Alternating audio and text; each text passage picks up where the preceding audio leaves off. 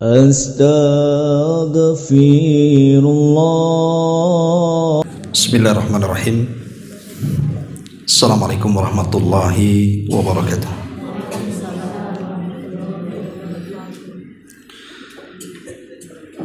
Bihamdillahi wassalatu wassalamu ala rasulillah wa ala alihi wa sahbihi wa mawalah wa la hawla wa la quwata illa billahi wa ba'du. Alhamdulillah, segala puja dan puji hanya milik Allah subhanahu wa ta'ala. Salawat dan juga salam kita hadiahkan kepada Rasul kita Nabi besar Muhammad sallallahu alaihi wa ala alihi wasallam. Hadirin dan hadirat yang dimuliakan Allah subhanahu wa ta'ala, alhamdulillah di siang hari ini kita bisa duduk kembali untuk bertolabul ilmi di Saum Sunda Sawarga ini. Dan pembahasan di siang ini kita akan membahas satu tema yang sederhana tetapi insyaallah bermanfaat bagi kita. Sebuah hadis yang diriwayatkan dari Abi Hurairah radhiyallahu an, Nabi sallallahu alaihi wasallam bersabda, kalimatani khafifatani 'alal lisani, thaqilatani fil mizani, habibatani ilar rahmani, subhanallah wa bihamdihi, subhanallahil azim. Kata Nabi sallallahu alaihi wasallam, ada dua kalimat yang ringan di lisan namun berat dalam timbangan Allah subhanahu wa ta'ala dan dicintai Ar-Rahman Allah subhanahu wa ta'ala. Kalimat itu adalah subhanallah wa bihamdi, subhanallahil azim. Subhanallah artinya maha suci Allah, wa bihamdihi dan segala pujian hanya miliknya, subhanallahil azim segala maha suci Allah yang maha agung. Artinya dua kalimat ini dua kalimat tasbih. Jadi pembahasan di siang hari ini kita akan membahas tentang keajaiban di balik tasbih. Kenapa saya ingin mengangkat masalah ini? Karena tasbih ini berbeda dengan zikir. Memang tasbih itu bagian daripada zikir, tetapi dia lebih khusus lagi. Makanya Allah subhanahu wa ta'ala berfirman, ya ayyuhalladzina amanu dzkurullaha dzikran katsira wasabbihuhu bukratan wa asila. Wahai orang-orang yang beriman, berzikirlah kalian dengan zikir yang banyak dan bertasbihlah kepada Allah di waktu pagi dan petang hari. Lihat dalam ayat ini Allah subhanahu wa ta'ala mengeluarkan kalimat tasbih dari zikir, padahal tasbih itu bagian daripada zikir. Tapi Allah sendirikan di sini, wahai orang-orang yang beriman, berzikirlah kalian dengan zikir yang banyak dan bertasbihlah. Ini sama dengan firman Allah subhanahu wa ta'ala ketika Allah subhanahu wa ta'ala berfirman tentang kemuliaan malam Lailatul Qadar. Allah subhanahu wa ta'ala mengatakan tanazzalul malaikatu warruh, di mana para malaikat itu turun semua dari langit dan juga ruh. Apa yang dimaksud ruh di sini? Jibril. Lah bukankah Jibril bagian daripada para malaikat? Kenapa disendirikan? Kenapa tidak cukup kalimatnya tanazzalul malaikatu titik sampai di sini? Kenapa mesti Jibril dikeluarkan? Karena kemuliaan Jibril dari seluruh para malaikat, di mana Jibril walaupun dia malaikat tapi berbeda dengan malaikat-malaikat yang lainnya, karena dia adalah pemimpinnya para malaikat. Lah sama dengan kalimat tasbih. Tasbih itu bagian daripada zikir. Lalu kenapa Allah keluarkan dari kalimat zikir dalam ayat ini? Karena tasbih itu berbeda dengan zikir-zikir yang lainnya. Makanya Allah Subhanahu wa taala keluarkan dari kalimat zikir karena kemuliaan tasbih dibandingkan lafaz zikir yang lainnya. Sampai Al-Imam Ibnul Qayyim rahimahullahu taala mengatakan bahwa manfaat zikir itu bisa menenangkan hati. Tapi manfaat tasbih itu bukan hanya menenangkan hati, tetapi sampai kepada melembutkan hati. Allah mengatakan, ala bi dzikrillahi tatmainnul qulub. Ingatlah, dengan zikir itu kan menjadi tenang hati kita. Tapi kalau tasbih lebih dalam lagi. Bukan hanya tenang, tapi hati kita bisa dilembutkan. Makanya kalau hendak berzikir, maka gunakan lafaz-lafaz tasbih. Ma'asyiral muslimat yang dimuliakan Allah Subhanahu wa taala. Kita tahu bahwa di balik tasbih ini ada sesuatu faedah yang sangat penting saya sampaikan. Pertama, bahwa di balik tasbih ini bisa mengeluarkan kita dari setiap kesulitan yang kita hadapi di dunia. Masya Allah, jazakallahu khairan. Satu aja ya, yang lain enggak kan? Jadi di sini saya ulangi bahwa tasbih, kalimat tasbih ini bisa mengeluarkan kita dari segala macam kesulitan. Kalau kita melihat sejarah Dhinnun, Nabi Yunus alaihi salatu wassalam, kita tahu bahwa Yunus alaihi salatu wassalam pernah terperangkap dalam perut ikan. Karena Allah Subhanahu wa taala menghukum Nabi Allah Yunus karena dia keluar dari kaumnya yang didakwahinya sebelum Allah mengizinkannya. Karena sifat manusiawi, Yunus itu punya emosi juga. Ketika sudah berdakwah bertahun-tahun, kaumnya tidak ada yang beriman. Makanya dia keluar dari kampung itu dan hendak mencari kampung lain. Masalahnya ketika keluar dari kampung itu kan Allah belum izinkan, tapi dia keluar. Disitulah Allah menghukum Nabi Yunus. Ketika dia berada di atas perahu, tiba-tiba perahunya dikelilingi ikan yang sangat besar, entah paus, entah apa yang sejenisnya. Di mana orang-orang yang di atas kapal itu tahu bahwa ikan yang besar yang mengelilingi kapal mereka itu ikan yang lapar. Kalau seandainya tidak diberikan umpan, maka mereka akan termakan semuanya. Makanya harus diumpankan satu di antara penumpang-penumpang kapal itu. Maka diundilah siapa yang layak.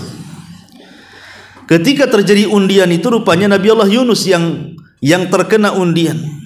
Sampai orang-orang pun tidak setuju karena melihat Nabi Yunus ini zahirnya orang saleh. Kalau bisa janganlah orang baik dicemplungkan, preman aja lah kan begitu.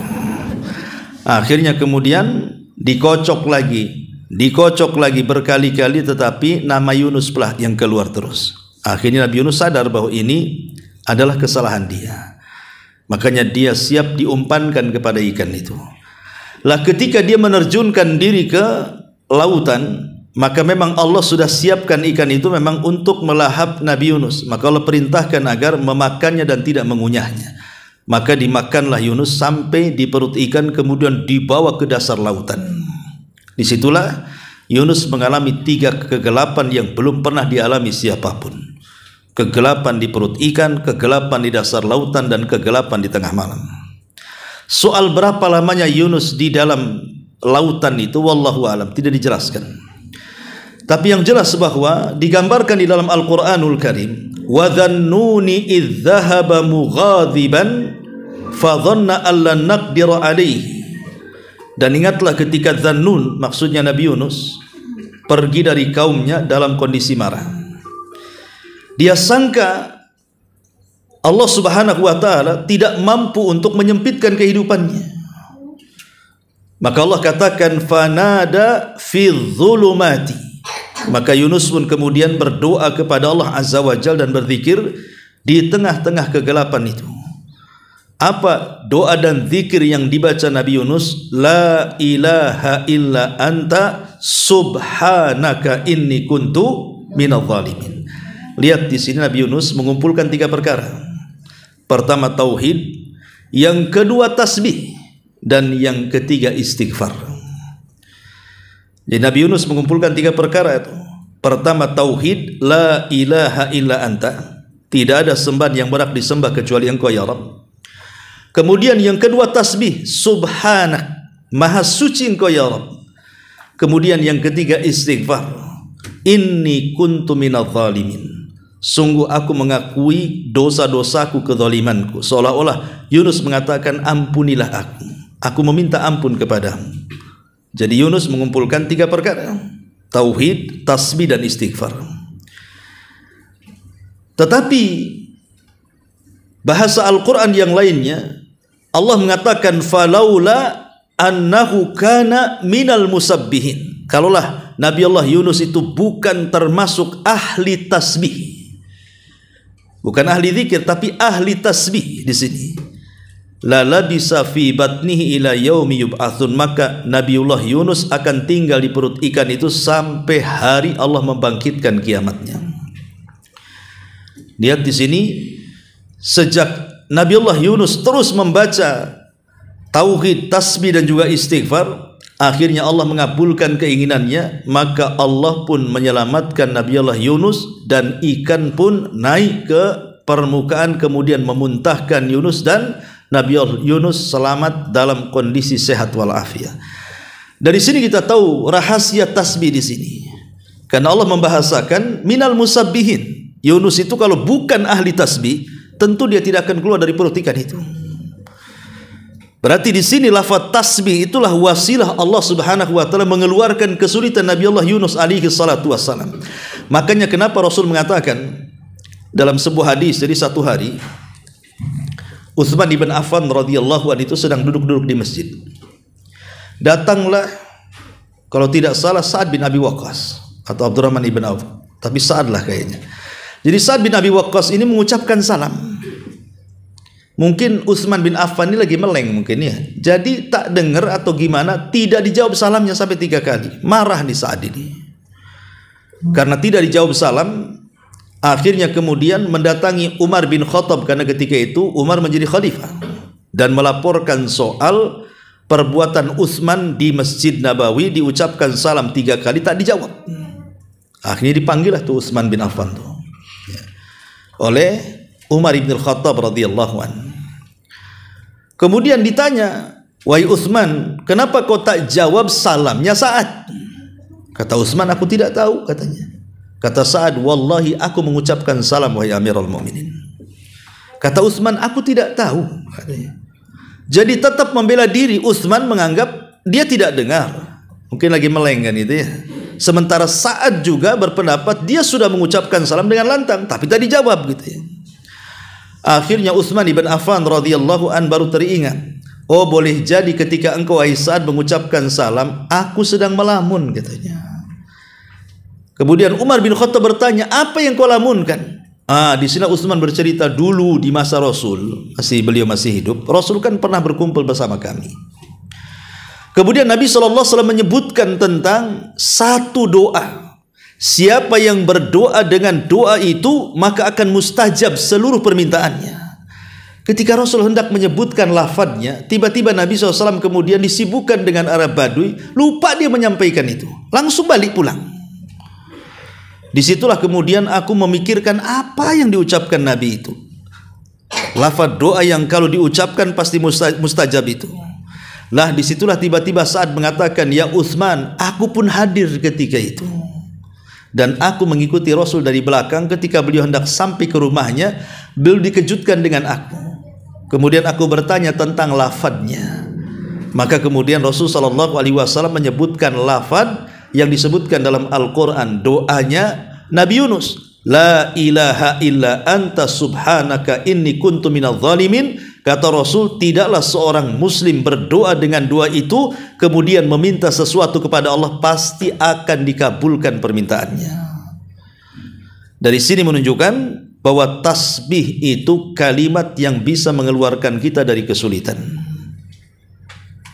Coba saja kalau kita lagi ada masalah besar gitu ya, yang tidak bisa keluar dari masalah itu, perbanyak saja tasbih. Subhanallah wa bihamdihi subhanallahil azim, subhanallah bihamdi subhanallah. Begitu terus. Ya. Kayaknya nggak yakin Ustaz. Iyalah, ibu nggak pernah mempraktekkan. Coba praktekkan. Kan belum dipraktekkan kok udah bilang nggak yakin kan itu. Kayaknya permasalahan saya nggak bisa dipecahkan dengan tasbih Ustaz kayaknya. Harus yakin yang buat masalah itu Allah, dan yang mengangkat masalah juga Allah, dan Allah juga yang berikan solusinya kan. Dengan cara apa? Memperbanyak tasbih. Ya. Jadi harus ada keyakinan dalam sebuah amalan itu. Ini yang pertama, bahwa tasbih itu bisa menyelamatkan kita dari seluruh kesulitan. Kemudian yang kedua, ya, bahwa rahasia suksesnya seseorang dalam berdakwah itu di balik kalimat tasbih. Ketika Nabi Allah Musa alaihi salatu wassalam diutus oleh Allah Subhanahu wa taala untuk mendakwahi Firaun. Ketika itu kan Musa kayaknya kurang pede bahasa kitanya. Kenapa? Karena lisannya pelat. Dia kalau ngomong itu pelat, jadi tidak fasih. Jadi kurang pede ngomongnya. Sehingga dia berpikir untuk minta abangnya Harun yang ketika itu belum jadi nabi untuk menemani, karena Harun kan terkenal orator orangnya. Jadi dia meminta kepada Allah agar Harun diikut sertakan dalam misi dakwahnya menghadapi Firaun itu. Lah disinilah kemudian Allah Subhanahu wa taala menjelaskan dalam Al-Qur'an kisahnya, di mana dijelaskan di dalam surah Thaha, wa qala Rabbi israh li sadri wa yassir li amri wahlul 'uqdatam min lisani yafqahu qawli. Maka Musa pun kemudian berdoa kepada Allah Subhanahu wa taala, Rabbi israh li sadri, ya Allah lapangkanlah dadaku, wa yassir li amri, mudahkan urusanku, wahlul 'uqdatam min lisani yafqahu qawli, maka lepaskanlah ikatan yang mengikat lidahku supaya mereka paham ucapanku. Waj'al li waziran min ahli, dan jadikanlah penolong dalam dakwahku dari keluargaku, Harun akhi, dialah Harun saudaraku. Ushdud bi azri, supaya dia bisa menguatkan dakwahku, wa asyrikhu fir amri, dan supaya dia bisa masuk dalam urusanku. Kemudian Nabi Musa mengatakan, kai nusabbihuka katsira wa nadhkuruka katsira, supaya dengan kekuatan bergabungnya Harun denganku dalam mendakwai Firaun itu, kami bisa lebih bertasbih lagi kepadamu dan bisa lebih banyak berzikir kepadamu. Sebagian ulama tafsir mengatakan, kata-kata Musa alaihi salatu wasalam, kai nusabbihuka katsira wa nadhkuruka katsira, supaya kami bisa lebih bertasbih lagi kepadamu ya Rabb, bisa lebih mensucikan kamu ya Rabb, dan bisa lebih mengingatmu ya Rabb. Maka ini adalah buah daripada dakwah. Siapapun yang ingin berdakwah, mendakwai seseorang, ya, maka sepanjang dakwah itu lafadkanlah lafad tasbih, supaya bisa memudahkan urusan kita dalam menyampaikan hidayah Allah kepada manusia, sebagaimana yang dilakukan Nabi Musa dengan Harun. Pamannya ibu-ibu nih, mungkin di antara keluarga kita ini ada yang belum sholat, ya, mungkin orang tua kita, saudara kita, atau mungkin masih berbuat maksiat, dan kita ingin menasihatinya, tapi tak kunjung juga gitu hidayah menyapa dia. Masih degil, masih keras kepala, masih keras hati kan itu. Cobalah kita lembutkan hatinya dengan cara apa? Dengan cara sebelum kita berdakwah kepada Allah, perbanyak ucapkan tasbih. Kita berzikir dulu kepada Allah Subhanahu wa taala, seolah-olah apa kita sambungkan kita dulu dengan Allah Subhanahu wa taala dengan cara berzikir, baru mengajak manusia kepada kebaikan. Itu yang dilakukan Nabi Musa dan Harun ketika menghadapi Firaun itu. Insya Allah lah gitu ya. Apalagi saudara kita kan bukan Firaun, Bu, ya kan? Artinya masih memungkinkan disadarkan. Dari sini ini diantara juga yang kedua manfaat daripada kalimat tasbih ini. Ini yang kedua. Kemudian yang ketiga, manfaat kalimat tasbih ini, ketika ada seorang nabi dari nabi-nabi Bani Israel, ketika itu dia sedang duduk di bawah pohon, tiba-tiba datang seekor semut menggigit kakinya. Kesakitanlah sang nabi ini karena digigit semut,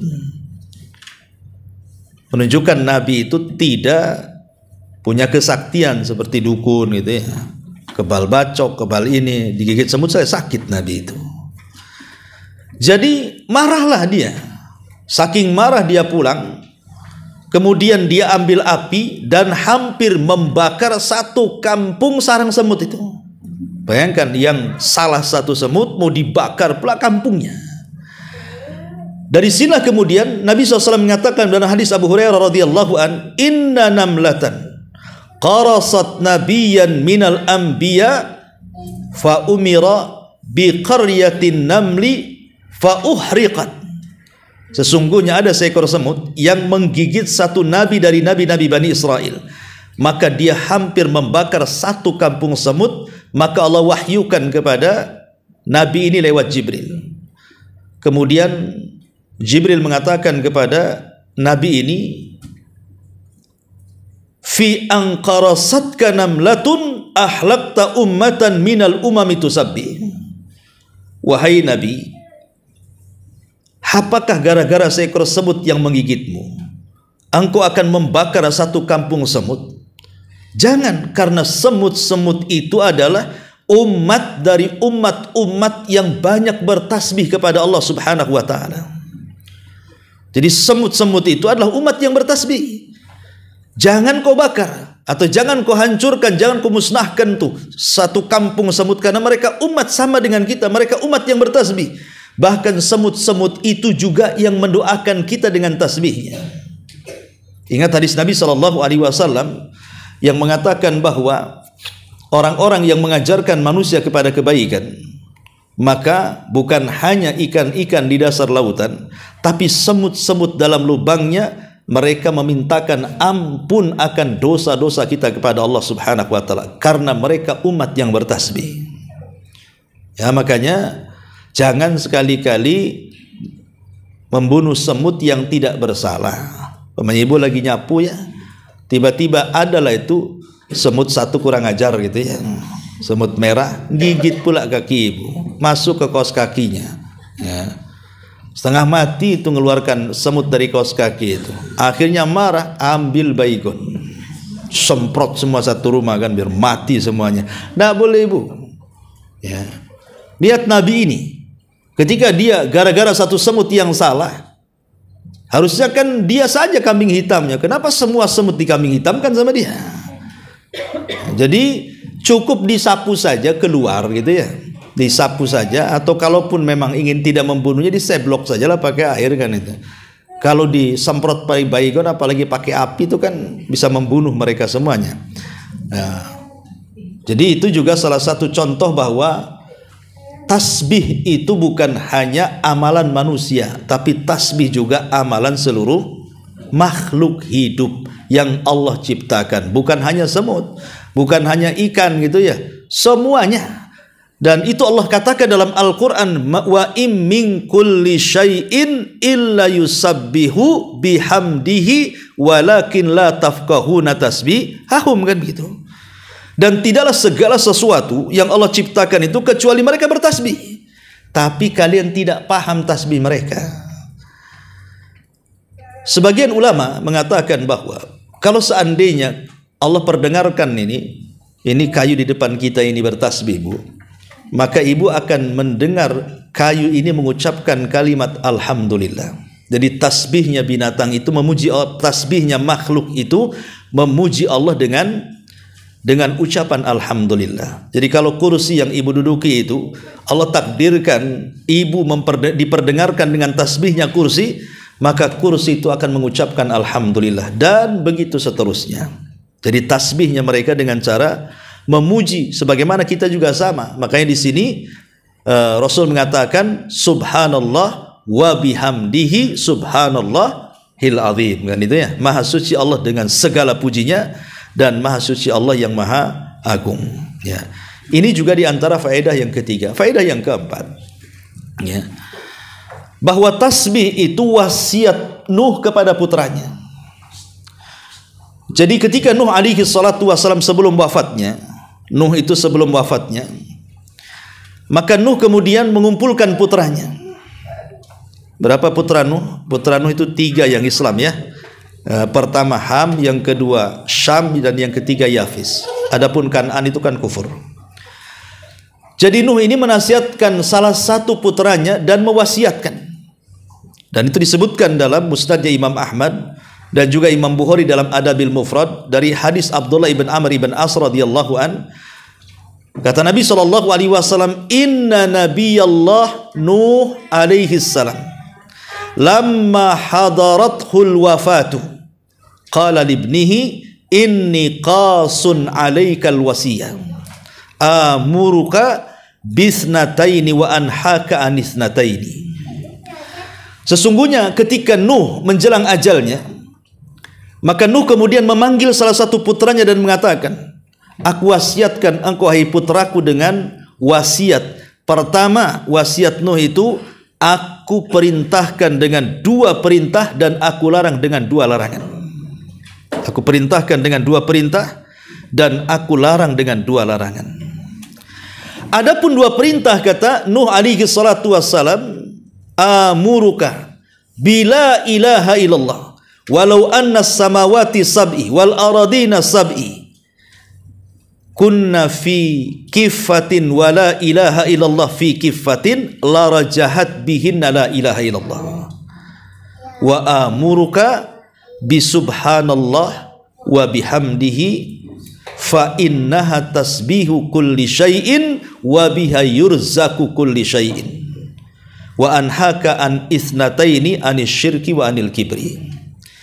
Jadi Nuh alaihi salatu wassalam mengatakan kepada putranya, aku perintahkan kalian dengan 2 perkara. Pertama, perbanyak ucapan la ilaha illallah. Karena kalau seandainya seluruh lapisan langit dan seluruh lapisan bumi diletakkan di satu timbangan dan la ilaha illallah diletakkan di neraca timbangan satunya, tentu la ilaha illallah jauh lebih berat dibandingkan langit dan bumi. Saking agungnya kalimat itu. Kemudian Nuh alaihi salam mengatakan, dan aku wasiatkan engkau untuk memperbanyak subhanallah wa bihamdihi, karena kalimat ini adalah tasbih seluruh makhluk Allah, dan dengan kalimat itulah Allah berikan rizki kepada seluruh makhluknya. Lihat di sini Nuh mewasiatkan kepada putranya untuk memperbanyak tasbih. Kemudian Nuh menyebutkan 2 alasan di situ. Pertama itu tasbih seluruh makhluk, dan yang kedua dengan kalimat itu Allah berikan rizki kepada kita. Jadi kalau ibu sambil usaha atau bapak-bapak sambil usaha, sepanjang jalan ketika usaha, entah mungkin dia ya supir taksi, mungkin tukang ojek, mungkin buka warung, mungkin bisnis apa gitu. Lah saat kita bekerja itu, kalau lisan kita mengucapkan subhanallah wa bihamdi subhanallahil azim, subhanallah wa bihamdi subhanallahil azim, justru kalimat itu bisa melancar jayakan usaha. Karena Nuh alaihi salam yang mengatakan wa biha yurzaku kulli syai'in, dengan kalimat itu Allah berikan rizki segala sesuatu. Ya, jadi dari sini dipahami bahwa kalimat itu bisa melancarkan tuh. Nih kok nggak laku-laku lah ini bakwan ini. Coba tasbih. Udah bertasbih Ustaz, tak ada juga orang jualan. Besok lagi. Jadi harus yakin, insya Allah. Karena kalau tidak yakin repotnya. Kalau tidak yakin itu repot. Karena bagaimanapun Rob yang kita ibadahi itu adanya adalah dengan keyakinan bahwa Allah itu ada. Maka jangan beribadah kecuali dengan keyakinan juga. Ya. Jadi intinya di sini bahwa tasbih adalah wasiat Nuh alaihi salatu wassalam kepada putranya.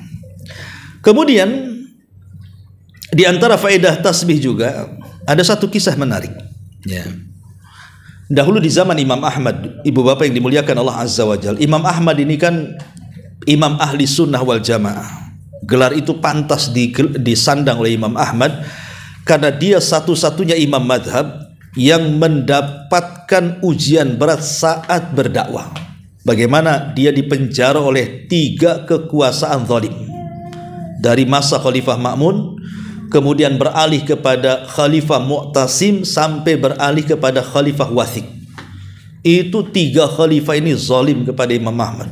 Asik keluar masuk penjara saja Imam Ahmad gara-gara 3 khalifah ini. Bahkan sampai akan mengalami pembunuhan gitu ya. Yang ingin saya ceritakan adalah ketika Imam Ahmad dikeluarkan dari penjara di zaman Khalifah Wathiq, karena dengan meninggalnya Wathiq kemudian ganti khalifah kepada Al-Mutawakkil Billah, dan rupanya Al-Mutawakkil Billah ini mengubah seluruh akidah kerajaan dari Mu'tazilah menjadi ahli sunnah. Yang tadinya ahli sunnah tertekan ya kan, tertindas oleh Mu'tazilah di zaman 3 khalifah. Lah di zaman Khalifah Mutawakkil ini, khalifah ini kemudian berhasil mengembalikan ahli sunnah, dan Imam Ahmad mendapatkan kebahagiaan.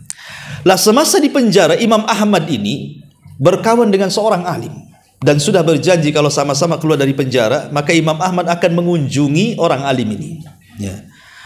Jadi semenjak dia keluar dari penjara, karena sudah tua Imam Ahmad ini ya, lama-lama di penjara, tua-tua di penjara. Jadi setelah keluar, dia ingin melaksanakan hajatnya, berkunjung kepada seorang alim yang pernah berjumpa di penjara tadi. Datanglah ke alamat ini itu, berangkat dia ya. Di tengah jalan Allah takdirkan Imam Ahmad ini kemudian kehabisan bekal. Kemudian dia hendak menginap di salah satu masjid, tapi takmirnya jahat ya, mengusir Imam Ahmad tidak boleh tidur dan tidak boleh istirahat di masjid ya. Mungkin karena dia tidak tahu kalau itu Imam Ahmad. Kalau tahu Imam Ahmad nggak mungkin, karena itu kan imam dunia ya. Dan Imam Ahmad juga tidak ngomong aku Imam Ahmad loh, kan enggak ya, lain dengan ibu ya. Jadi ini contohnya bagaimana Imam Ahmad itu mengajarkan tawadhu kepada kita. Akhirnya ya karena nggak boleh istirahat di masjid, dia lihat sebuah pohon, tidurlah di bawah pohon itu. Udah tua gitu ya. Tiba-tiba datang anak muda penjual roti, lewat di situ. Rupanya dia seorang talabul ilmi, lihat ada orang tua kasihan gitu kan, akhirnya dibangunkan, diminta untuk istirahat di rumahnya. Maka dengan senang hati Imam Ahmad beristirahat di rumah anak muda penjual roti itu. Lah di sini terjadi takjubnya Imam Ahmad kepada anak muda itu. Setiap hari dia bertasbih. Jadi lisannya itu subhanallah, subhanallah bihamdi, subhanallah bihamdi, terus saja bertasbih. Waktu dia membuat roti, mengadon roti, berangkat, pokoknya tidak pernah dia itu tidak bertasbih. Jadi Imam Ahmad kan otomatis respect kan. Apa dia ada hajat atau ada cita-cita atau ada keinginan yang belum terpenuhi sehingga dia sampai seperti itu zikirnya, bertasbih tidak henti-hentinya gitu ya. Jadi sampai satu hari setelah beberapa hari Imam Ahmad sudah sehat, sudah ingin menemui, sudah ada bekal ingin menemui. Jadi Imam Ahmad penasaran kepada anak muda itu dan mengatakan, wahai anak muda, aku lihat lisanmu itu tidak pernah kering daripada tasbih. Apa kamu ada hajat kan itu? Maka anak muda itu mengatakan, iya wahai kakek, katanya, aku sebenarnya punya cita-cita tapi belum Allah kabulkan. Makanya aku terus bertasbih kepada Allah Subhanahu wa taala, mudah-mudahan dengan wasilah tasbihku ini Allah kabulkan permintaanku. Jadi kata Imam Ahmad itu, apa keinginanmu? Kata anak muda ini, aku ingin berjumpa dengan seorang alim, katanya. Alim itu sudah tua dan dia berada di penjara, entah macam mana hidupnya, katanya. Kalau aku berjumpa dengan dia, aku akan peluk dia, aku akan cium dia, aku akan belajar seumur hidupku kepada dia. Jadi Imam Ahmad mengatakan, siapa orang alim itu? Saya pun pengenlah kan itu. Anak muda ini mengatakan, namanya Ahmad ibnu Hanbal, katanya. Di depannya Imam Ahmad kan itu. Dia tidak tahu depannya Imam Ahmad itu ya. Kata Imam Ahmad, ana Ahmad ibn Hanbal, katanya. Saya Ahmad ini, saya Ahmad, katanya. Ya percaya nggak percayalah anak muda itu. Ya, setelah memastikan dia Imam Ahmad langsung merangkul dia, memeluk dia, dan setelah kejadian itu anak muda ini tidak pernah lepas dari Imam Ahmad dan menjadi murid kepercayaannya. Sehingga setelah Imam Ahmad meninggal, dia menjadi ulama besar. Saya lupa namanya ini. Ya. Lihat bagaimana kisah ini mengatakan apa? Bagaimana tasbihnya setiap hari, akhirnya cita-cita yang selama ini tidak dikabulkan Allah kabulkan. Jadi kalau kita dipunya cita-cita, perbanyak tasbih saja gitu maksudnya. Ya, insyaallah nanti Allah Subhanahu wa taala akan arahkan ke pengabulan doa. Ya, sebelumnya saya minta maaf Ibu Bapak, ini saya baru ditelepon ini. Ada kawan-kawan dari Singapura sudah nunggu di pelabuhan sini mau dijemput ya. Jadi saya lupa juga tadi mau diliburkan sebenarnya, nggak enak. Nggak apa-apa lah sih, buat kultum sajalah, kuliah terserah antum kan. Jadinya ya saya minta maaf tidak terjawab karena sudah ditunggu. Subhanallah bihamdika asyhadu an la ilaha illa anta astaghfiruka wa atubu ilaik. Allahu ta'ala alam. Assalamualaikum warahmatullahi wabarakatuh.